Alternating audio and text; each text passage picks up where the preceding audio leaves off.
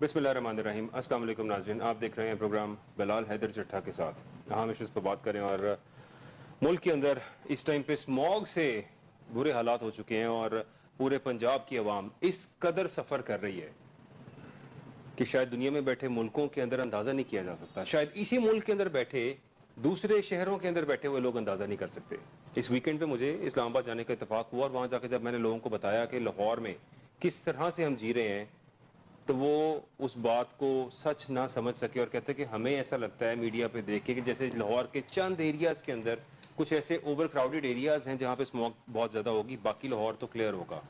لیکن in reality ہم لوگ اس زہر کو روزانہ اپنے اندر لے کے جا رہے ہیں. چھوٹے چھوٹے بچے, بوڑھے, تمام تر یہاں پہ رہنے والے لوگ اس زہر کو روزانہ پی رہے ہیں. کب تک جئیں گے یہ زہر پی کے؟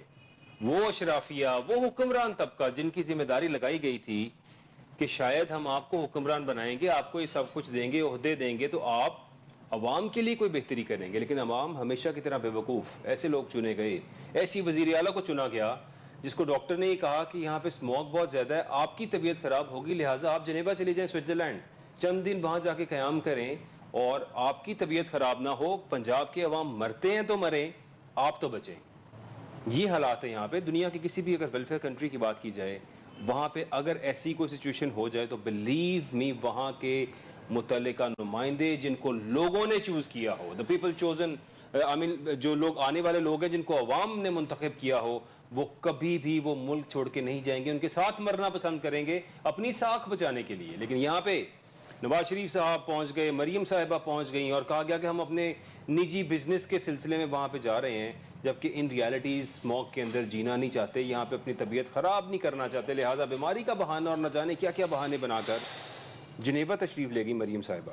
والد صاحب پہلے ہی موجود تھے, ان کے ساتھ جو ہماری ماحولیات کی منسٹر ہیں جن کے ذمہ یہ تھا کہ اسموگ کو کنٹرول کیا جائے, وہ وہاں پہ جا کے مریم صاحبہ کا بیگ اٹھاتی نظر آ رہی ہیں. لیکن پنجاب کے اندر کیا ہوگا اس کی انہیں کوئی پرواہ نہیں. جو شخص یہاں پہ فزیکلی خود موجود نہیں ہوگا بینگ دا منسٹر, وہ کیا انوائرمنٹ کی بہتری کرے گا, اسموگ میں کیا بہتری لے کے آئے گا. آرٹیفیشل رین کی ہم نے بڑی باتیں سنی کہ آرٹیفیشل رین پہ خرچہ آئے گا 60 لاکھ 70 لاکھ 80 لاکھ روپیہ پر سٹیج لگے گا. تو اس صوبے کی وزیر اعلیٰ نے آتے ہی گاڑی کو 3.25 کروڑ روپے کے ٹائر ڈلوائے تھے.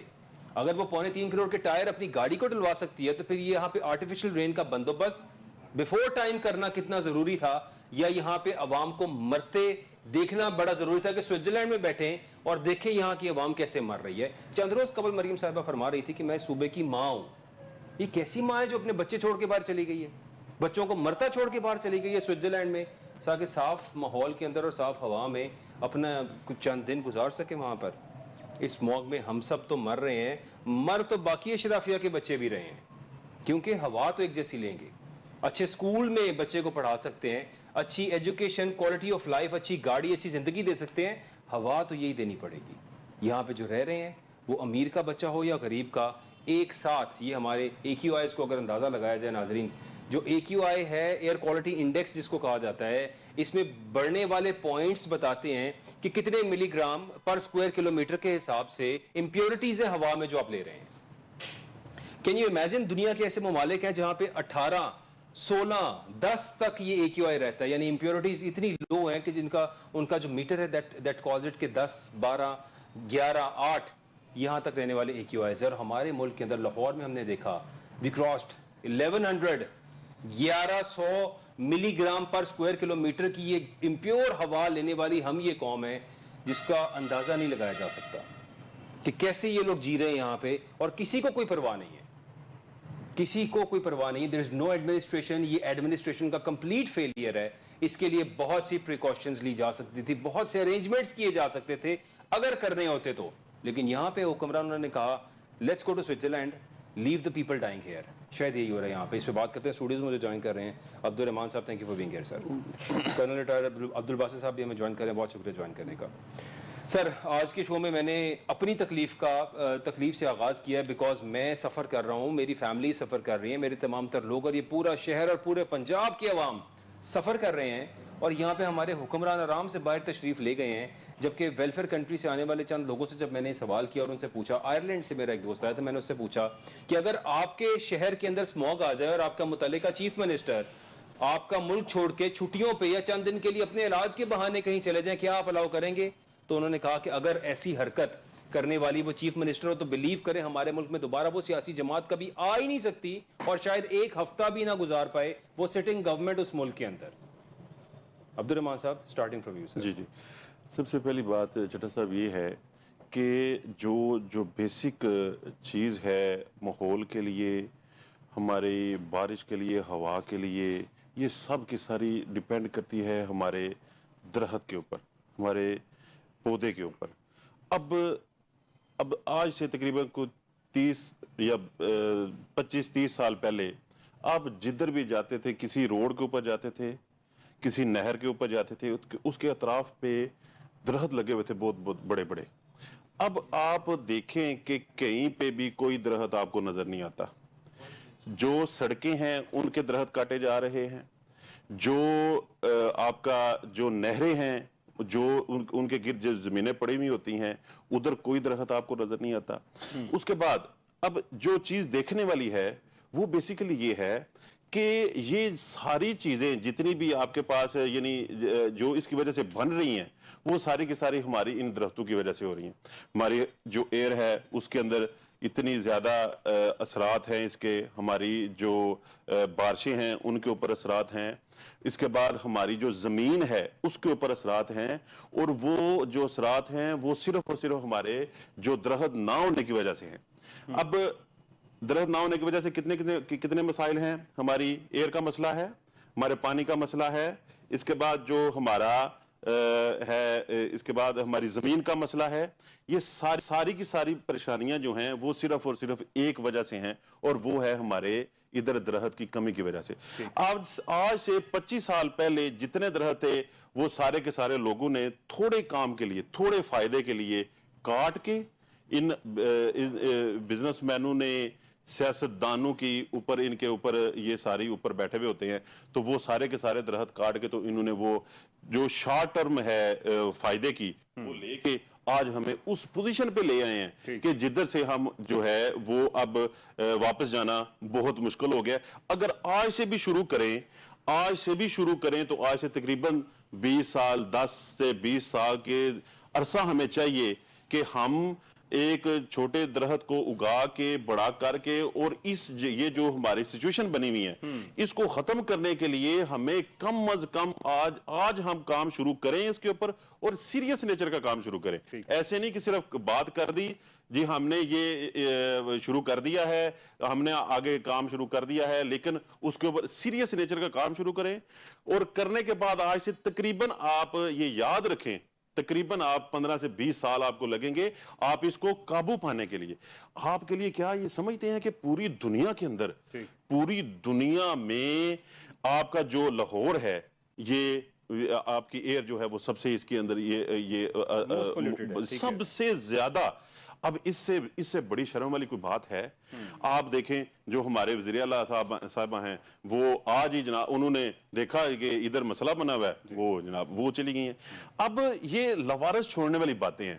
اب ایک بات جو مجھے یہ بڑی تکلیف دہ ہے کہ ہمارے جتنے بھی سیاستدان ہیں یا پالیسی بنانے والے ہیں وہ اتنی شارٹ ٹرم پالیسی بناتے ہیں کہ جس کے اندر صرف ان کا فائدہ ہوتا ہے, اور اس کے بعد کیا ہوتا ہے کہ وہ سارے کا سارا پالیسی بھی ختم, فائدہ بھی ختم. یعنی وہ وقتی آپ, میں یہ اس کو بڑا زیادہ کلیئر کر دیتا ہوں کہ وقتی اس طرح کا ہے کہ آپ یعنی ہم آئے ہیں, ہمیں جو ملے بس, باقی چھوڑیں, جو کچھ ہوگا. ملک جو ہے وہ اس کو چھوڑیں, وہ لوگوں کو چھوڑیں. عبد الباسط صاحب 1900s ارلی کی اگر بات کی جائے تو گریٹ اسموگ آف لنڈن کا شاید آپ کو پتا ہوگا کہ اسموگ جس طرح سے لنڈن کے اندر آئی اور پھر کس طرح سے اس کے خلاف ایکشن کیا گیا, کس طرح سے جان چھڑوائی گئی, چیزوں کے اوپر کام کیا گیا. پاکستان میں آج تیسرا چوتھا سال ہے اسموگ کو برداشت کرتے ہوئے, لیکن بے حسی کی انتہا ان حکمرانوں کی, کسی کو پرواہ کوئی نہیں ہے کہ اسموگ کے لیے کوئی اقدام اٹھایا جائے. یہاں پہ تو کچھ بھی نہیں کیا جا رہا. کیا سمجھتے ہیں آپ؟ کون کہتا ہے نہیں کیا جا رہا؟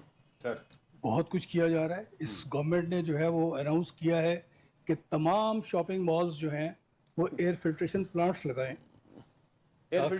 جی, تاکہ اندر جو لوگ خریداری کے لیے آ رہے ہیں ان کو صاف ہوا ملے, ان کو صاف ہوا ملے. تو یہ جو ہے یہ تو سارے کا سارا کام جو ہے یہ کر رہی ہے حکومت. تو حکومت اور کیا کر سکتی ہے؟ دیکھیں بات یہ ہے بلال صاحب, عبدالرحمان صاحب نے بہت اچھی بات کی ہے درختوں کے بارے میں. آپ نے ذکر کیا گریٹر وہ جو لندن کے اندر اسموگ کا تھا, غالباً 1952-53 کی بات ہے یا اس کے قریب کی.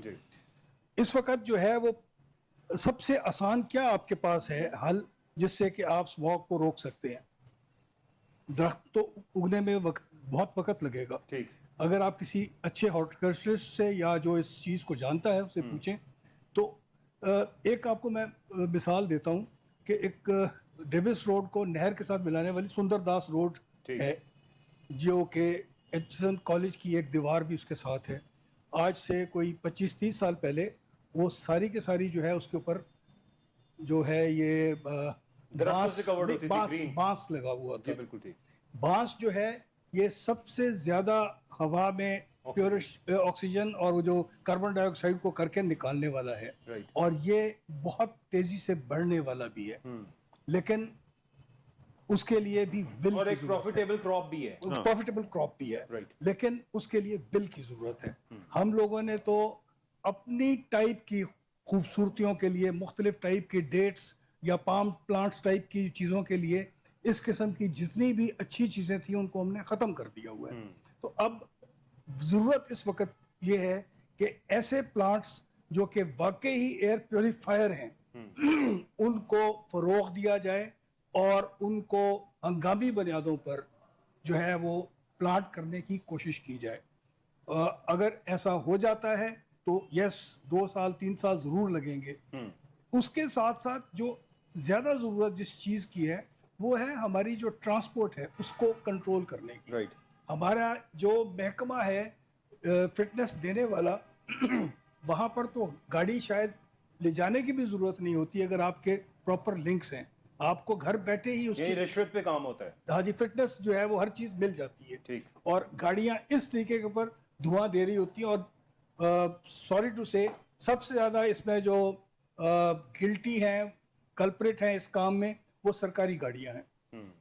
ان گاڑیوں کو روکنے کی کوئی ہمت نہیں ہوتی, جنہیں کبھی چیک نہیں کیا جاتا, جن کی کبھی بھی فٹنس سرٹیفکیٹ سے ایسا کوئی کانسیپٹ ہی نہیں ہے. مطلب اب سیدھی سی بات ہے, کچھ ادارے ایسے ہیں جن کو کوئی نہیں روک سکتا, اور اگر ان کی گاڑیاں جو ہیں وہ یہ سارے کام کر رہی ہوں تو کون پوچھے گا. تو یہ والے حالات ہیں ہمارے کہ ہم اپنے آپ کو اتنا مشکل میں ڈالنے والے ہیں کہ ہم نے ہر ایک چیز وہ کی ہے جو کہ ہمارے خلاف جاتی ہے. اب مجھے بتائیں کہ سکول صرف بند کرنے سے اسموگ کیسے کنٹرول ہوتی ہے؟ یہ ایک سوال ہے. مطلب ظاہر ہے کہ گورنمنٹ کا اٹھایا گیا سب سے بڑا اقدام یہ تھا کہ اسکول بند کرنے سے ایکچولی اسموگ نہیں کنٹرول کر رہے, وہ بچوں کو کہہ رہے ہیں گھروں میں بیٹھ جائیں, اسکولز میں نہ جائیں, ڈونٹ ڈیمیج یور سیلف, ہر انسان گھر میں بیٹھ جائے, کام بند کر دے. یہ اشرافیہ طبقہ اٹھ کے سوئٹزرلینڈ چلا جائے, وہاں پہ انجوائے کر کے عیاشیاں کرتے رہیں, اور لوگ یہاں پہ بچے جو ہیں وہ گھر میں بھی لینی ہے نا, اور بچے جو ہیں وہ سارے کے سارے مختلف پارکس میں اور ادھر ادھر جا کے پکنکس کرتے رہیں. مطلب صرف اسکول جانے سے پرابلم ہوگی, پارکس میں اگر بچے چلے جائیں تو ان کے لیے ہوا صاف. No sir, no one is taking kids to the park. جو اس ٹائم پہ حالات ہیں, اس ٹائم گھر سے نکلنا وبال ہوا ہے, پارک کیا جائیں گے اور آپ کیا واک کریں گے اس ٹائم پہ, تو سب کچھ کیا. مس رتا نور, کیا سمجھتی ہیں آپ جو گفتگو ہو رہی ہے؟ جی دیکھیے, جہاں تک بات ہے نا کہ کمبسچن کی یا ایسی چیزوں کی, تو میں اس چیز سے ڈس ایگری کروں گی. پوری دنیا نا اب تھرڈ رائٹس پہ چلی گئی, ان کو کہتے ہیں تھرڈ جنریشن رائٹس, جو کلائمیٹ کی بات کرتے ہیں, ویدر کی بات کرتے ہیں, اس میں اینیمل کے رائٹس آتے ہیں. یہاں پہ جب ہم فرسٹ جنریشن اور سیکنڈ جنریشن, جو کہ فرسٹ جنریشن پولیٹیکل رائٹس ہوتے ہیں, سیکنڈ جنریشن اکنامک رائٹس ہوتے ہیں, اور اس کے بعد جا کے آپ کے تھرڈ جنریشن رائٹس آتے ہیں, جس میں right to climate, peaceful energy, environment, یہ ساری چیزیں آتی ہیں. تو یہاں پہ فرسٹ جنریشن اور سیکنڈ جنریشن کو ہم اسکپ کر کے ہم تھرڈ جنریشن رائٹ پہ آ رہے ہیں, اور آنا بھی چاہیے کیونکہ یہ ڈائریکٹلی لوگوں کی لائف کو افیکٹ کر رہا ہے, کوالٹی آف لائف کو افیکٹ کر رہا ہے.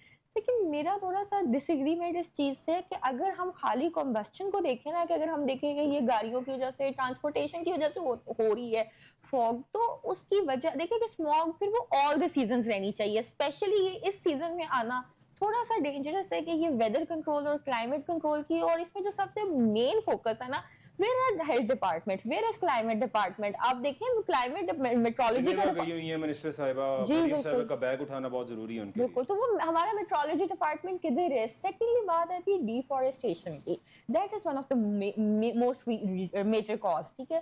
اور پھر وہ بات کرتی ہیں، مجھے یاد ہے میں آپ کے شو میں تھی جب وہ کہہ رہی تھی فارمرز اشرافی ہے، یہ بلیک میلر ہے. جب فارمرز کو ایک چیز نہیں مل رہی پراپرلی اس کو ڈیل آؤٹ کرنے کی، تو انہوں نے بعد میں یہی کرنا ہے نا، اپنی گندم کو جو بچی کچی گندم ہے اس کو آگ لگانی ہے، آگ لگانے کے بعد اسموک آنی ہے. تو یہ سارے روٹ کازز آئیڈینٹیفائی کرنے کی ضرورت ہے. لیکن یہاں پہ میں ایک بات بتاتا جاؤں کہ یہ صرف پاکستان کا مسئلہ نہیں ہے، بھارت کے اندر بھی جو پنجاب ہے زیادہ اسموک پروڈیوسنگ ایریا وہ بھارت والی سائڈ پہ ہے، چونکہ وہاں پہ بہت بڑی چاول کی فصل اسی طرح اگتی ہے اور بہت سی کراپس کو جلایا جاتا ہے. یہ عبدالرحمان صاحب، ظاہر آپ بھی تھوڑا سا زمیندارے سے بھی تعلق ہے آپ کا، مطلب کیا یہ اچھا ہو کہ اگر ان کسانوں کو سبسیڈائز کر دیا جائے کہ چاول منجی کی فصل کٹنے کے بعد جو ان لوگوں کو اپنے ٹریکٹر کا ڈیزل بچانے کے لیے اور ایفرٹ کم کرنے کے لیے یہ اینڈ ریمینز کو جلا دیتے ہیں، حالانکہ اگر انہی ریمینز کو وہیں پہ ہل چلا کے اسی زمین کے اندر اس کو مکس کر دیا جائے تو وہ ایک بہت اچھا fertiliser and very fruitful for the land ہے اور اس کو ایسے ہونا چاہیے. لیکن یہاں پہ تو صرف ڈیزل کا پیسہ بچانے کے لیے اور چیزوں کو بچانے کے لیے آگے لگائی جاتی ہیں. جرمانوں کا خطرہ اور خوف ویسے کوئی نہیں ہے بیکاز یہاں پہ رول آف لا ہی نہیں ہے اس ملک کے اندر. تو کیا پکڑیں گے یہاں پہ؟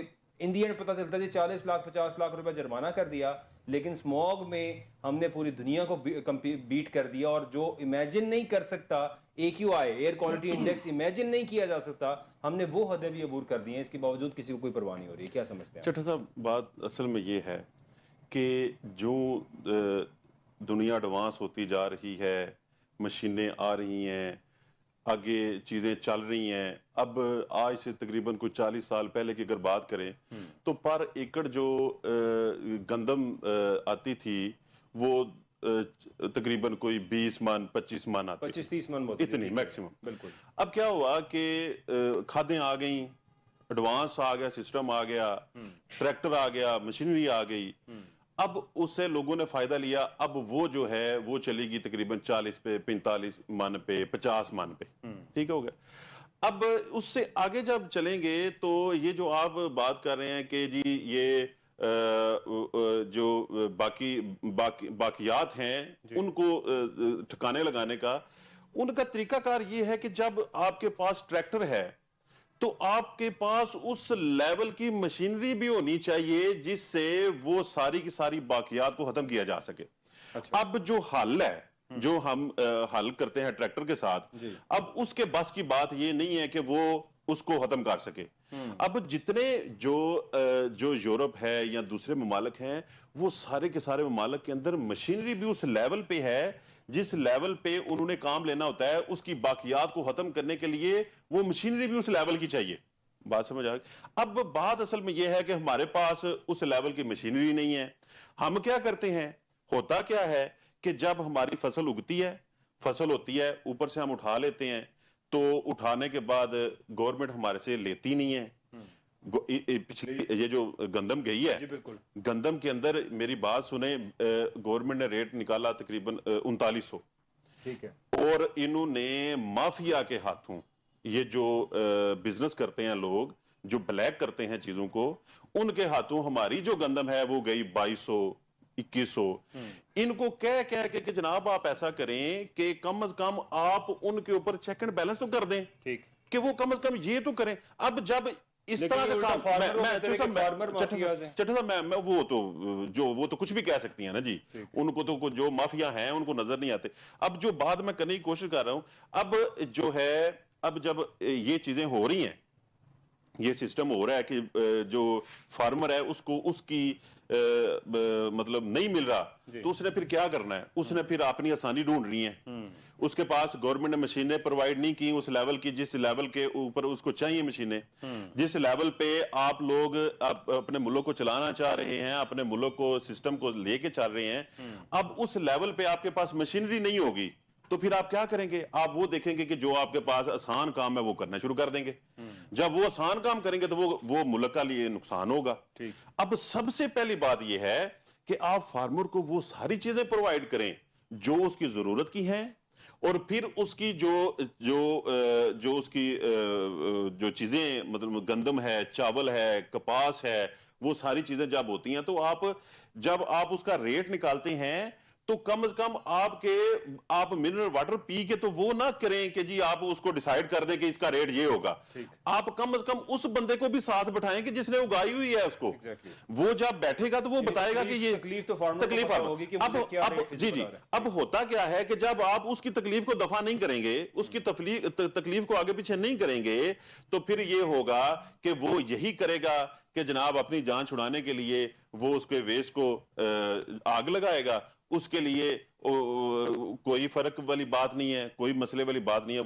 وہ اس کو نہیں پتا کہ وہ کیا کر رہا ہے. لیکن یہ آپ کو پتہ تو ان کو ہے، یہ ہماری سر وہ پتہ ہے لیکن میں 50,000 کا خرچہ ہے. میں آپ کو بتاتا ہوں اس پہ ٹوٹل کاسٹ 40 سے 50,000 روپے کا ہے.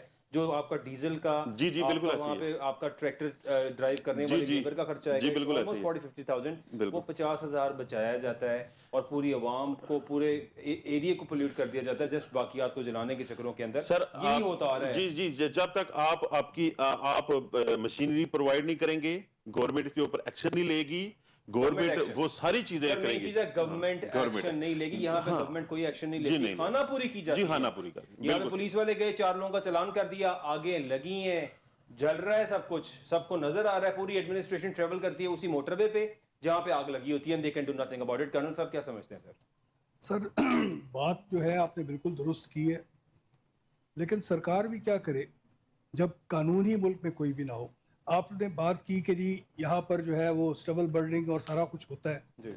اگر ایجوکیٹ کیا جائے، جو آپ نے شروع میں ایک ریمارک دیا تھا کہ اس چیز کو اگر ہل چلا کے دفن کر دیا جائے تو بہت اچھی معیار کی کھاد میں تبدیلی ہو سکتی ہے، پاسبل ہے. لیکن دوسری طرف دیکھنے کی بات یہ ہے کہ ہمارے لینڈ ہولڈنگز کتنی ہیں. لوگ بہت چھوٹے لینڈ اونرز ہیں. اگر کسی کے پاس جہانگیر ترین جیسی زمینیں ہوں تو وہ مشینیں بھی لا سکتا ہے، وہ ہر چیز میکنائز بھی کر سکتا ہے. لیکن جو چھوٹے لیول کا لینڈ اونر ہے وہ بیچارہ ٹریکٹر افورڈ نہیں کر سکتا، باقی اس نے مشینوں کو کہاں سے استعمال میں لانا ہے. اور دوسری بات یہ ہے کہ ہمارے کسی بھی لیول پر کوئی بھی کام نہیں ہوتا. پلاننگ ہاں بہت اچھی ہوتی ہے. شوگر ایڈوائزری بورڈ نے جو ہے وہ پچھلے سال یا اس سال کے شروع میں جو ہے وہ کماد کی فصل کے لیے یہ چیک کیا کہ اس کی جو ہے پیداواری لاگت کتنی آتی ہے. پیداواری لاگت پتہ لگا کہ جی انہوں نے ڈکلیئر کی ہے 490 روپے من، جو کاسٹ آف دا کراپ. اور جو خریداری کی قیمت انہوں نے اس وقت جو لاسٹ ایئر کی تھی، اب اس دفعہ کی تو بھی اناؤنس ہی نہیں ہوئی ہے، وہ 425 روپے تھی. تو جب آپ یہ خود اناؤنس کرتے ہیں کہ جی اس کی کاسٹ آف پروڈکشن جو ہے وہ 490 ہے، پروفیٹیبلٹی کنسیڈر کرتے ہوئے اس کا ہائر ریٹ دینا چاہیے، اور آپ اس کو جو ہے وہ 425 پر جو ہے وہ ان کو کہتے ہیں دے دو. اور اس کے بعد اگلی بات جو میں آپ سے کرنے جا رہا ہوں وہ زیادہ سوچنے والی، دیکھنے والی ہے. ہم نے بچپن سے یہ دیکھا ہے کہ مل اونر جو ہیں شوگر ملز کے، ان کو بچانے کے لیے، ان کے سیف گارڈ کے لیے سارے کے سارے قوانین ہیں. آپ گنا جو ہے جو آپ نے خود پیدا کیا، خود آپ بیلنا لگا کے اس کا گڑ نہیں بنا سکتے. آپ نے گنا حکم سرکار جو ہے وہ ملوں کو ہی دینا ہے، اور دینا بھی ملوں کو جو ہے وہ سرکاری ریٹ کے اوپر ہے. اور ملوں کے اوپر بھی کوئی پابندی نہیں ہے کہ وہ اس کی پیمنٹ جو انہوں نے کیا کریں یا نہ کریں. یہ پاکستان کی تاریخ میں شاید ایک ہی دفعہ کیش پیمنٹ ہوئی ہے جو عمران خان کا دور تھا، جس کے اندر پیمنٹس دلوائی گئی تھیں. تو آئے گئے اس کے بعد ابھی تک کچھ نہیں ہوا. جب یہ سارے کا سارا سلسلہ ہوگا، اور لیٹسٹ مثال ہم نے جو دیکھ لیا وہ اس سال کے شروع میں گندم میں دیکھ لی ہے کہ اس سے پہلے انہوں نے گندم کی فصل آنے سے پہلے انہوں نے گندم اتنی امپورٹ کر لی کہ آپ کے پاس سرپلس ہو گیا. اور اس کے بعد جو گندم تھی آپ کی وہ رول گئی. ایگریکلچر کنٹری ہوتے ہوئے کس طرح سے اپنے فارمر کو اتنا ڈیمیج کر سکتے ہیں، کیسے اتنا ظلم کر سکتے ہیں ان کے ساتھ. اس کے باوجود یہ سب کچھ یہاں پہ کیا گیا. مس ردا نور، ہمارے ملک میں اور ایک فرسٹ ورلڈ کنٹری کے اندر بیسک ڈفرینس یہ ہے کہ یہاں پہ لوگوں کو اپنے رائٹس کا نہیں پتا.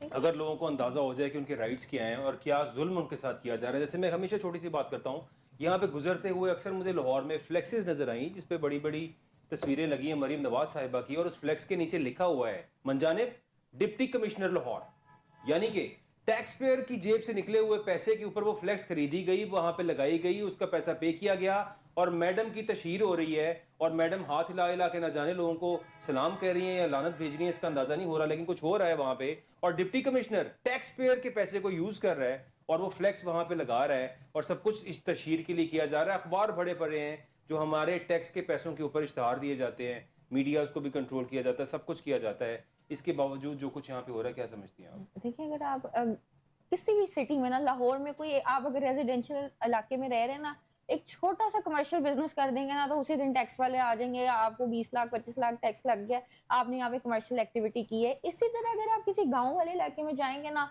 तो कोई भी जरा से भी अगर टैक्स वाला मामला होगा या जहाँ पे हुकूमत का अपना फायदा हो रहा है, उसी वक्त आपका फॉरेस्ट ऑफिसर आ जाएगा, म्यूनिसिपैलिटी वाले आ जाएंगे, ये आप काम करें, आपका टैक्स बन रहा है। जबकि यहाँ पे उनकी आंखों के नीचे, उनकी नाक के नीचे फार्मर्स जो है गैर मौसर तरीके से, गैर माशरती तरीके से अपनी क्रॉप्स को डील करते हैं, तब किसी को कोई तकलीफ नहीं होती। तो अगर गांव के इलाके में जाए ना, वहाँ पे महकमा जंगलियात है जिसका पूरी की पूरी एक डिपार्टमेंट ऑफ एग्रीकल्चर है, डिपार्टमेंट ऑफ फॉरेस्ट्री है। इसी तरह ये इसमें सिर्फ जंगलियात का ताल्लुक नहीं है, इसमें मैरीटाइम जो फिश और मेरीन लाइफ है ना, वो भी बहुत ज्यादा इन्वॉल्व है, कोस्टल वेज। और यहाँ पे पंजाब के जो आप दरिया देख रहे हैं कितने गंदे हैं, उधर से भी बहुत ज्यादा चीज कॉन्ट्रीब्यूट हो रही है। आप जो आगे देखें, जो डिपार्टमेंट ऑफ फिशरीज और फॉरेस्ट्री है, वो कर क्या रहा है, वो खुद दरख्त चोरी कर करके आगे बेच रहे हैं। तो हमें इस चीज को भी नोट करने की जरूरत है। सेकेंडली, जो हर इलाके में, जो देही इलाका है ना, वहाँ पे डिपार्टमेंट होता है एग्रीकल्चर का, डिपार्टमेंट ऑफ फॉरेस्ट, लेकिन आज तक उस डिपार्टमेंट में कोई बंदा बैठा हुआ नजर नहीं आ रहा। इनफैक्ट वहाँ पे इंसेक्टिसाइड्स और क्रॉप्स की प्रॉपर एक ट्रेनिंग दी जाती है, लेकिन अभी तक वो, मेरा नहीं ख्याल, वो पिछले 70 साल से सिर्फ डिपार्टमेंट बने हुए हैं, उनके खर्चे चल रहे हैं और उनकी तनख्वाहें दी जा रही हैं और एक्सट्रीमली एक्स्ट्रा बर्डन स्टेट पे डाला जा रहा है, जबकि उसकी कोई भी प्रोडक्टिविटी किसी भी डिपार्टमेंट को या इंसान को नहीं दी जा रही। सेकेंडली बात आती है कि हाउ ये सारे का सारा मसले का हल क्या है। इसमें सबसे ज्यादा जो कंट्रीब्यूट कर रही है ना, वो डिफॉरेस्टेशन कर रही है। जबकि on the one hand people are keen in deforestation, दूसरी साइड में हमारी सरकार दरख्त लगाई जा रही है, वो काटी जा रही है, ये लगाई जा रही है। तो दरख्त काटने को कंट्रोल करना सिर्फ आम आवाम करी, ये जो फॉरेस्ट्री वाले ये जो सारे का सारा दरख्त काट के बेचते हैं, और इसका यूज किधर होता है। मसला दरख्त काटने का नहीं है, मसला दरख्त की मांग है, दरख्त की क्यों इतनी मांग है। आज आप देखें फर्नीचर मार्केट्स हमारी बढ़ी हुई हैं, फर्नीचर मार्केट, लकड़ी, आज हम मरियम नवाज का घर जाके देख लें, उसका दफ्तर देख लें, महंगी से महंगी लकड़ी लगी हुई है। तो this is the root cause of deforestation. और इसकी भी मैं आपको बात बता दूं, ये सारा अंग्रेज सरकार से आता है, उनको बड़ा शौक था थर्ड वर्ल्ड कंट्रीज के नेचुरल रिसोर्सेज को एक्सप्लॉइट करने का। और आज भी हमारे सरकारी दफातर में यही ट्रेंड फॉलो होता है कि महंगे फर्नीचर से बनी हुई लकड़ियों से फर्नीचर बना हुआ यूज होता है, जिसकी वजह से जो ये महंगी लकड़ियां देहात की वो चोरी होती हैं। तो इसको भी कंट्रोल करने की जरूरत है, कंट्रोल करने और इसके अलावा फिर बात करें हम हंटिंग की, वाइल्ड लाइफ की, तलोर आपके अरबियों ने चले उससे वो स्मोक जो है वो उसको फर्क नहीं पड़ा, वो तो एक सेपरेट जो है वो लाइन हो जाएगी। बहरहाल अल्लाह करे काश के हुक्मरानों को होश के नाखून लें ये, और इनको अंदाजा हो सके इस मुल्क में क्या जुल्म कर रहे हैं ये। लेकिन बेसिक राइट्स थोड़ी सी बात मैं करना चाहूँगा, स्टार्टिंग फ्रॉम अब्दुल रहमान साहब। अगर यहाँ पे आवाम को पता चल जाए कि ये जो फ्लेक्स लगी है मरियम नवाज साहिबा के, जिसको स्पॉन्सर डिप्टी कमिश्नर लाहौर ने किया है, और अवाम के टैक्स पेयर के पैसे पे, यानी अगर आसान अल्फाज में मैं समझाना चाहूँ, उस बंदे को पता चले कि उसकी जेब से एक 100 रुपए का नोट निकाल के सामने फ्लेक्स लगाई गई है, क्या वो उस फ्लेक्स को बर्दाश्त करेगा? Because as per my research, first world countries के अंदर लोग जिनको अपने राइट्स का पता है वो ये बात बर्दाश्त नहीं करते हैं। व्हाट डू यू से ऑन दैट? छोटा सा बात असल में ये है कि हमें अपने जो हमारे मसाइल हैं, हमारे घर के मसाइल, इन हुक्मरानों ने उन मसाइल में हमें इतना उलझा दिया हुआ है कि हम बाकी चीजों को देख ही नहीं रहे। सर आप लोग भी तो आगे से बोले नहीं ना, कोई भी नहीं बोला जी। यूनिट 10 रुपए बढ़ा, 20 रुपए बढ़ा, हाँ, 40 रुपए बढ़ा, कोई भी 50 नहीं बढ़ा, और खामोश होकर बिल देते रहे, बोला कोई नहीं। ना कोई बंदा नहीं बोला। तो फिर ऐसी कौम का तो ऐसी है, जब तक आपने ये नहीं कहना कि मुझे तकलीफ है, तो अगले ने तो जुल्म करना है। बेसिक वजह क्या है अब्दुल रहमान साहब? लोगों को अपने राइट्स का नहीं पता। लोग अपने, मैं वो उसी बात पे आ रहा हूँ ना जी। बात असल में ये है कि हमें अब अगर इधर से हम कहें कि जी मैंने मतलब एहतजाज करना है या मैंने मतलब इसके आवाज उठानी है इंडिविजुअली है जी, तो मैं सबसे पहले सोचूंगा कि मेरे काम क्या क्या है, उनके ऊपर मैं क्या क्या करना है, मैंने मेरे ऑफिस में क्या کل کے لیے ہے, آج کے لیے ہے, میرے گھر میں کیا چیز ہے. جب آپ ان مسائل میں الجھے ہوئے ہوں تو آپ آواز نہیں اٹھا سکتے. ٹھیک, آواز اٹھانے کے لیے کم از کم یہ جو بیسک مسائل ہیں نا, یہ آپ کی زندگی میں نہیں ہونے چاہیے. ٹھیک, وہ اگر نہیں ہوں گے تو پھر آپ ان مسائل سے ہٹ کے کچھ سوچنا شروع کریں گے. ایک بات سر اگر اس کی مثال میں تھوڑا سا عرض کر دوں. ٹھیک, دوسری بات یہ ہے کہ یہ جو ہم جس نیج پہ آگے ہوئے ہیں نا جی, اس کے اوپر ہمیں ان مسائل میں اتنا الجھا دیا ہوا ہے, اور یہ سوچی سمجھی اسکیم کے تحت سوچے سمجھے طریقے سے ہمیں اس سسٹم کے اندر لے کے آگے ہوئے ہیں کہ ہم ان کے بارے میں بات نہ کریں, ٹھیک, اور یہ اپنے سسٹم میں لگے رہیں اور ہم اپنے سسٹم میں سوئٹزرلینڈ جا کے نہ جانے پیسہ ٹرانسفر ہو رہا ہے. سوئس بینکس بڑے فیمس ہیں, میری بات سنیں, ٹو ہائیڈ جو منی لانڈرنگ کا پیسہ ہوتا ہے اس کو چھپانے کی بہترین جگہ ہے. جی چٹھا صاحب, بات اصل میں یہ ہے کہ ہمیں پوچھنے والا کوئی نہیں ہے, نہ ہمیں کوئی ہے ہی نہیں. ہماری پراسیکیوشن زیرو ہے. کوئی بندہ کو کیس بنتا ہے, پراسیکیوشن وہ اس لیول پہ کیس کو تیار ہی نہیں کرتی کہ جس لیول پہ جا کے جج اس کو دیکھ کے جج اس کے اوپر فیصلہ کر سکے. پراسیکیوشن کے اندر اتنے مسائل بنے ہوئے ہیں. اب پراسیکیوشن ان کے ہاتھ میں ہوتی ہے, پراسیکیوشن ساری کی ساری ان کے ہاتھ میں ہوتی ہے, پولیس ان کے ہاتھ میں ہے, باقی ایجنسی ساری ان کے ہاتھ میں ہے, تو وہ کس طرح ہوگا؟ اب بیسیکلی چٹا صاحب بات یہ ہے کہ ہمیں لمبی لانگ ٹرم جو ہے وہ اسکیم کو دیکھنا پڑے گا, لانگ ٹرم پلان کرنے پڑیں گے, شارٹ چیزیں چھوڑنی ہوں گی کہ میری گورنمنٹ چاہ رہی ہے, اس گورنمنٹ کے اندر مجھے وہ پلاننگ کرنی ہے جس کے اندر میرے 2-3 سال گزر جائیں, باقی بعد میں دیکھیں گے کیا ہوگا, ملک بھاڑ میں جائے جو مرضی ہوتا رہے, جو بھی ہو. کرنل صاحب what's your take on that sir? میں اس کے اوپر کیا کہہ سکتا ہوں جی, ہمارے بیسک رائٹس, لوگوں کو اپنے رائٹس کا نہیں پتا, شاید اس لیے یہ پرابلمز ہے, لوگ آواز نہیں اٹھاتے ہیں, لوگ گھبراتے ہیں, کیا سمجھتے ہیں آپ؟ نہیں جی, آواز بھی اٹھانا چاہتے ہیں, اٹھاتے بھی ہیں. پرابلم جو ہے یہ ہے کہ تحصیل میونسپل ایڈمنسٹریشن TMA میرے پاس آتا ہے, میرے پروڈکشن یونٹ پہ ہمیں دیتا ہے کہ جی یہ آپ کا ٹیکس کا نوٹس ہے. جو صاحب آتے ہیں ان سے میں بات کرتا ہوں یا میرا بندہ بات کرتا ہے, کہتا ہے کہ یار ٹھیک ہے میں یہ سارا کچھ پے کرتا ہوں, یہ بتاؤ مجھے کہ TMA کی ذمہ داری ہے میرے سامنے جو ہے وہ سڑک پکی ہونی چاہیے, بالکل صفائی ہونی چاہیے, مجھے پانی جو ہے وہ صاف ملنا چاہیے, اور میرا ویسٹ واٹر جو ہے وہ باہر نکلنے کا انتظام ہونا چاہیے. آپ نے کیا کیا ہے؟ ٹھیک, تو کہتا ہے جی اے چھڈو جی میرے نال اے گل نہ کرو, اے کرنی ہے تو تسی جا کے اتنے جڑا ساڈا دفتر ہے اتنے جا کے گل کرو. تو جب بات سننے والا ہے ہی کوئی بھی نہیں ہے, اور آپ کیا کر سکتے ہیں؟ اگر آپ پے نہیں کریں گے تو آپ کے پاس کوئی اور ایک نوٹس لے کر آ جائے گا جس کی وجہ سے آپ کا یونٹ بند ہو جائے گا. کوئی اور اس قسم کی آپ بات کریں گے تو ایسی کوئی نہ کوئی چیز آ جائے گی جس سے کے لیے آپ کہو گے کہ یار خدا کا واسطہ ہے یہ لو, بلکہ اس سے زیادہ لے لو لیکن میرا کام چلنے دو. ٹھیک, اسی طریقے سے باقی تمام چیزیں جتنی بھی ہیں, آپ کسی ایک چیز کی مثال لے لیں. قائد اعظم نے اس ملک کو بنایا, he is known as father of the nation. Right, What did we do with him?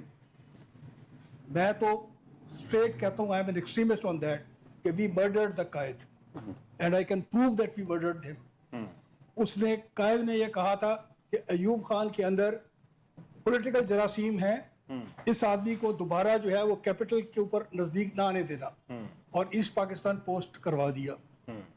And Ayub Khan and the bureaucrats they managed کہ قائد اعظم کو سائڈ لائن کرایا, زیارت میں بھجوایا. زیارت میں کون سی میڈیکل فیسلٹی تھی جہاں پر قائد کو بھیجا؟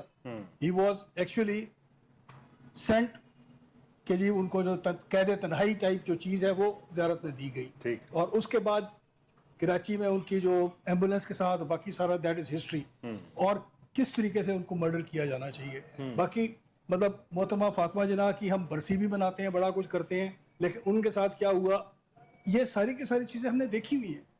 اور کس کے ساتھ یہ سب کچھ ہوا ہے؟ The founder of the nation. Right, اگر اس کے ساتھ یہ سب کچھ ہوا ہے, اس کی فیملی آج بھی در بدر ہے, اور جو دوسرے لوگ ہیں جو کہ آ کے جو پتہ نہیں, ایک کہتا ہے کہ میرا باپ غریب آدمی تھا, ایک کہتا ہے کہ میرا باپ انڈسٹریلسٹ تھا, وہ لوگ کہاں سے کہاں پہنچ گئے ہیں. باقی کسی نے کیا کرنا ہے؟ باقی کسی نے کیا کرنا ہے؟ Mister Danwar, the same question from you. لوگوں کو اپنے رائٹس کا نہیں پتہ. آپ کو لگتا ہے کہ لوگوں کو اگر اپنے رائٹس کا اندازہ ہو تو جو حالات اس ملک کے اندر ہیں یہ ایز اٹ از چل رہے ہوں, یا لوگ خوفزدہ ہوتے ہیں, ایکشن سے گھبراتے ہیں نکلتے ہوئے, جو کہ ہمارے ملک میں ہم نے دیکھا, ہمارے ہمسایہ ملک بنگلہ دیش کے اندر سچویشن یہ ہو چکی تھی کہ لوگ بڑے میزریبل زندگی گزار رہے تھے, بڑے مشکل حالات تھے. ان دی اینڈ ماؤں نے مجبور ہو کے اپنے بچوں کو کھانا بھی کھلایا صبح اور ان کو تیار بھی کیا, اور انہوں نے کہا بیٹا جاؤ اس احتجاج میں شامل ہو, تمہارا جانا بنتا ہے. ہمارے ملک میں تو آج تک مائیں روکتی ہیں, بیٹا گھر سے باہر نہیں نکلنا اگر احتجاج ہو رہا ہے, باہر خطرہ ہے, باہر خوف ہے. جب تک یہ ماؤں کے دلوں سے خوف نہیں نکلے گا اس ملک کے اندر چیزیں کیسے ٹھیک ہوں گی؟ آپ کیا سمجھتی ہیں؟ یہ بات یہ نہیں ہے کہ لوگوں کو ان کے رائٹس کا نہیں پتا, ان کو بہت بہتر اپنے رائٹس کا پتہ ہے. مسئلہ یہ ہے کہ ہمیں اپنے مفادات سے اوپر ہو کے سوچنے کی بات ہے. آج تک لوگ ٹافیوں پہ بکنے والے لوگ ہیں, اپنے مفادات پہ بکنے والے لوگ ہیں. اس وجہ سے جو اصل جو تبدیلی آ سکتی ہے, آپ کو لگتا ہے کہ جو عام شخص پھر رہا ہے, میں نے جیسے ایک مثال دی تھی ڈپٹی کمشنر کی لگائی ہوئی فلیکس, اب نیچے سے گزرنے والا ان پڑھ ریڈی بان اور ہر بندے کو پتا ہے کہ اس کے پیسوں سے لگی ہوئی ہے فلیکس. جی بالکل, ان کو بالکل پتہ ہے. لیکن میں نے آپ کو بتایا اس میں کچھ کیٹیگریز آف پیپل ہے. فرسٹ آف آل جو لوگ ہیں نا جو نکلتے ہیں, اگر ہم وار آف انڈیپینڈنس 1857 کی بات کریں نا, اس کے فیل ہونے کی وجہ یہ تھی کہ جو لوگ نکلے تھے باہر وہ اپنے مقاصد کے لیے نکلے تھے, ظلم سے نجات کے لیے نہیں نکلے تھے. آج بھی اگر لوگ باہر نکلتے ہیں تو وہ اپنے پولیٹیکل اور سوشل مفادات کی خاطر نکلتے ہیں. اگر آپ پولیٹیکل ریلیز بھی دیکھیں تو میرا نہیں خیال کہ کوئی ملک بچانے کے مقاصد کے لیے نکلتا ہے, بلکہ اپنے سیاسی اور مشہور ہونے کے, گندی فیم لینے کے مقاصد کے لیے باہر نکلتے ہیں. اور اس وجہ سے آج بھی ایشوز ہیں. ہم لوگ وہ لوگ ہیں جو چھوٹی چھوٹی باتوں پہ بک جاتے ہیں. اگر ہم ان سے اوپر ہو کے سوچیں تو آج حکومت والے اگر باہر جانے کی کوشش کرتی تو ان کو کھینچ کے واپس لا سکتے ہیں. لیکن یہاں پہ ان کو پتہ ہے کہ کوئی بھی اگر سیاسی پوسٹ پہ بیٹھا ہوا ہے, اس کو ذرا سا اس نے آواز لگائی, اس کو پروموشن ملی, اس کے بعد اس کی آواز بند ہو جائے گی. اگر وہ لوگ جو اس پوزیشن میں ہیں جو ایکشن لے سکتے ہیں ان کو روکا جاتا ہے ایکشن لینے سے, اصل they are the targeted audience, ان کے بیٹر ہونے سے چیزیں ٹھیک ہوں گی. عام عوام تو ہے ہی ہے, لیکن اصل جو رولر اور آفیشلز ہیں نا ان کا ٹھیک ہونا ضروری ہے. اور وہ ٹھیک ہے, ان کو اپنے رائٹس کا پتہ ہے, لیکن وہ رائٹس ایکسرسائز اس لیے نہیں کرتے کیونکہ وہ ذاتی مفادات میں پھنسے ہوئے ہیں. جیسے کہ انہوں نے کہا پروسیکیوشن کو ضرورت ہی کیا ہے کہ وہ کام کرے جب اس کو گھر بیٹھے تنخواہ مل رہی ہے. اگر کبھی دل چاہے گا کام کرنے کا تو ان کو پروموشن کا لالچ آ جائے گا. اسی طرح ہم پولیس کو دیکھیں, پولیس کو ضرورت ہی کیا کام کرنے کی جب گھر بیٹھے تنخواہ مل رہی ہے. اسی طرح ہم کسی وکیل کو دیکھیں تو اس کو ضرورت ہی کیا کوئی ایسا سوشل کاز کے لیے کیس لے کے جانے کے لیے جب اس کو کسی دوسرے کیس میں مشہوری مل رہی ہے. اسی طرح ہم اگر میڈیا کو دیکھیں تو ہمیشہ وہ ایشوز اٹھائے گا جہاں پہ ان کو ہائپ ملے گی. جہاں تک ایز اے اینٹی اسٹیٹ کی بات کی جائے تو ابھی بھی کوئی ہم لوگ انڈیویجول لیول پہ سوچ رہے ہیں, as a social level entity پہ کوئی بھی نہیں سوچ رہا, اور یہی وجہ خرابی کی. ٹھیک ہے, یہی وجہ خرابی کی. ایک سوال عبدالرحمان صاحب, آج سینئر جج جسٹس منصور علی شاہ صاحب جو شاید چیف جسٹس آف پاکستان ہوتے لیکن انفارچونیٹلی نہیں ہو سکے due to the special circumstances, انہوں نے آج ایک کیس کے دوران سوالیہ انداز میں ریمارکس دیتے ہوئے یہ بات کی اور کہا ہے کہ فی الحال کوئی آئینی بینچ تو نہیں ہے, تو جو یہ غیر آئینی بینچ بیٹھا ہے اس کا کیا کرنا ہے. یعنی اٹ واز اے کوسچن کہ اگر وہ آئینی بینچ ہوگا تو باقی سب تو غیر آئینی ہو گئے نا, پھر جو غیر آئینی بینچ بیٹھا ہے اس کا کیا کرنا ہے. اسٹارٹنگ فرام عبدالرحمان صاحب. چھٹا صاحب, بات اصل میں یہ ہے کہ سارا سسٹم ہی بدل گیا ہے, کوئی چیز اپنی جگہ پہ رہی نہیں ہے. کانسٹیٹیوشن سے لے کے ہر چیز کی کوئی سمجھ ہی نہیں آ رہی کہ اس نے کدھر جانا ہے. اب سے پہلے یہ امینڈمنٹ سے پہلے جو یہ آئی ہے, اس سے پہلے جو تھا وہ سارے ججز کانسٹیٹیوشنل ججز تھے.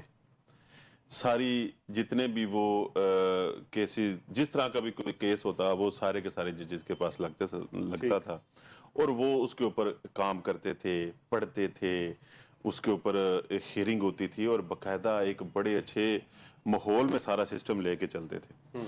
اب دیکھیں جو ایک کانسٹیٹیوشنل جی یہ آئینی بینچ ہوگا جی, تو یہ جو دوسرے بندے ہیں, دوسرے ججز ہیں, وہ آئینی نہیں ہیں. یہ کس طرح کی تفریق ہے, یعنی کہ یہ دیکھیں, میری بات سنیں, یہ خود سے ہی ایک بہت, میں تو نہیں اس طرح مطلب یہ خود سے یہ ایک اتنی بڑی بات ہے کہ مطلب جو ہے نا وہ ایک آئینی جج ہے جی, آپ آئینی ہیں, جو دوسرے ججز ہیں وہ آئینی نہیں ہیں. اب یہ دیکھیں, یہ کھلواڑ نہیں ہے اس ملک کے ساتھ, اس آئین کے ساتھ کھلواڑ نہیں ہے, اس آئین کے ساتھ. اور اب دوسرے ججز کے ساتھ یہ زیادتی نہیں ہے کہ ان کو کہیں جی آپ آئینی ہیں اور آپ آئینی نہیں ہیں. میری بات سمجھ آ رہی ہے؟ تو اس طرح سارا یہ اس طرح ملک نہیں چلتے, یہ سسٹم نہیں چلتا کہ آپ نے اپنی حکومت بچانے کے لیے یعنی 2-3 سال گزارنے کے لیے. وکلا برادری کیا کر رہی ہے سر وکلا برادری بات سنیں, باتیں کرتے تھے, اگر نہیں ہو گیا میں اس کے اندر میں آپ کو میں تھوڑا سا اس میں بیسیکلی بات یہ ہے کہ آج سے یعنی کہہ لیں کہ تقریباً 10 سال پہلے کی بات کر لیں تو جو وکلا تھے ایک سیاسی پارٹیز ہوتی تھیں گورنمنٹ کی یا اس کے خلاف اپوزیشن کی ہوتی تھی, اور ایک کانسٹیٹیوشنل لوگ ہوتے تھے جو وکلا تھے, کانسٹیٹیوشن کی بات کرتے تھے, آئین کی بات کرتے تھے. جب بھی کوئی مسئلہ ہوتا تھا آئین کے ساتھ کھڑے ہو جاتے تھے کہ ہم نے جناب یہ ہماری, ہم اس سے آگے آپ کو کراس نہیں کرنے دیں گے, یہ ہماری لائن ہے, اس سے آگے ہم آپ کو جانے نہیں دیں گے. تو جب انہوں نے دیکھا جو ان کے جو مشیر ہوتے ہیں انہوں نے دیکھا کہ یہ تو آئین کے ساتھ کھڑے ہو جاتے ہیں, سب سے پہلے بندوبست کرنا چاہیے ان کا بندوبست کرنے کے لیے انہوں نے کہا جی یہ جو سیاسی پارٹیز ہیں نا ان کو ان کے اندر گھسیڑ دو.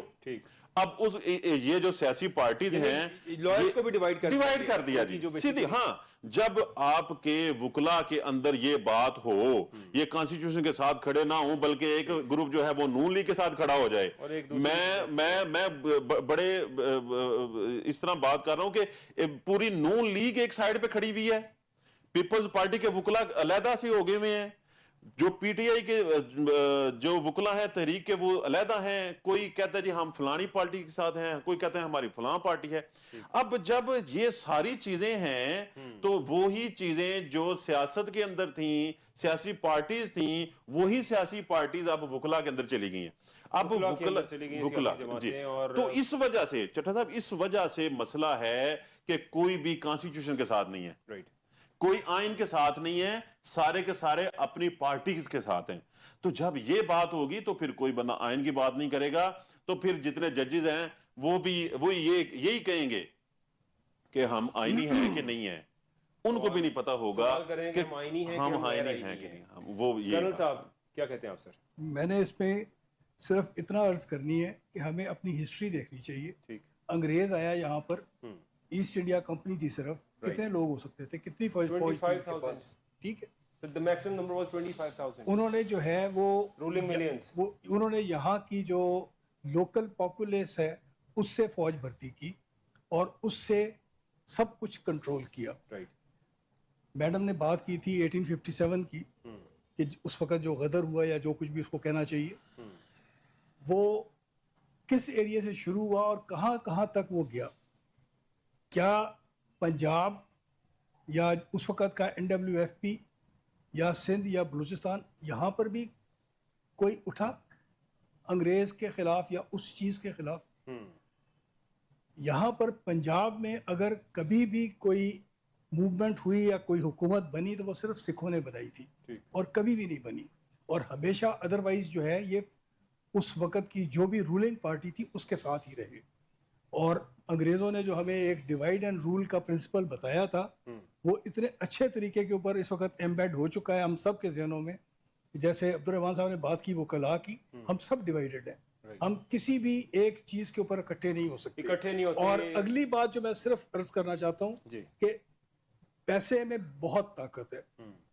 ہم لوگوں نے جو ہے وہ دیکھا کہ پریزیڈنشل ڈکری کے ذریعے ہمارے جو ججز ہیں ہائی کورٹس کے اور سپریم کورٹس کے, ان کے ہاؤس رینٹس کے اندر کتنا اضافہ کیا گیا, ان کی جوڈیشل پے یا جوڈیشل الاؤنس میں کتنا اضافہ کیا گیا. تو یہ تمام کی تمام باتیں نشاندہی اس بات پر کر رہی ہیں کہ یہ جو کچھ بھی قوانین بن رہے ہیں یا جو کچھ بھی ہو رہا ہے یہ صرف ایک زبانی ٹوپی ڈرامہ ہے, اس کے علاوہ کچھ بھی نہیں ہے. آپ ہائی کورٹ میں بیٹھے ججز جو ہیں 20 لاکھ سے تجاوز کر چکی ہے, ان کی تنخواہ اور ہر چیز بڑھ چکی ہے وہاں پہ, ان کے لیے تو آسانیاں کر دی گئی ہیں, لیکن عوام ابھی تک مر رہے ہیں, ان کا کوئی پرسانی حال نہیں ہے. Last minute to you. یعنی کہ پوری دنیا میں نا جو اصل چیزوں نے دیکھا جائے اتنا غیر آئینی نہیں اگر دنیا کے حساب سے دیکھا جائے. کیوں؟ وہ پوری دنیا میں پارلیمنٹ سپریم ہوتا ہے, سوورن ہوتا ہے, उसके पास इख्तियार होता है कि वो अच्छे फैसले मतलब अमेंडमेंट्स लेकर आ सके। लेकिन पार्लियामेंट क्यों सॉवरन होता है? क्योंकि वो डायरेक्ट रिप्रेजेंटेटिव होता है अवाम का। यहाँ पे ये अपनी ख्वाहिशात के रिप्रेजेंटेटिव है, पार्लियामेंट आया ही नहीं हुआ, पार्लियामेंट ही गैर आईनी है, तो फिर अगली जो अमेंडमेंट्स है उनका क्या हाल होगा, वो फिर इसके ऊपर मैं कुछ नहीं कहूंगी। कॉन्स्टिट्यूशनल अमेंडमेंट्स की तो वैलिडिटी तब होगी जब जो पार्लियामेंट बैठा होगा है वो अवाम के नुमाइंदे। जब वो अवाम के नुमाइंदे है ही नहीं, वो अलहदा बात है मुंतखब किस तरीके से, जब वो अवाम की फिक्र ही फाका ही नहीं है उनको, और वो सिर्फ अपनी भूख मिटा रहे हैं, अपनी गुर्बत खत्म कर रहे हैं। पार्लियामेंटेरियंस बहुत गरीब घरों से आते हैं ना, इसलिए वो आगे अपनी गुर्बत खत्म करने मिटा रहे हैं। तो फिर अवाम की किसको परवाह? फिर सुप्रीम कोर्ट के पूरे का पूरा मुल्क की गैर आईनी है, पूरे का पूरा मुल्क की गैर आईनी है, क्योंकि ये करारदाद पाकिस्तान जो जिसका मकसद ये था कि हम लोगों ने ऐसी हुकूमत करनी है जहां पे sovereignty belongs to Allah but it is exercised by the people of Pakistan.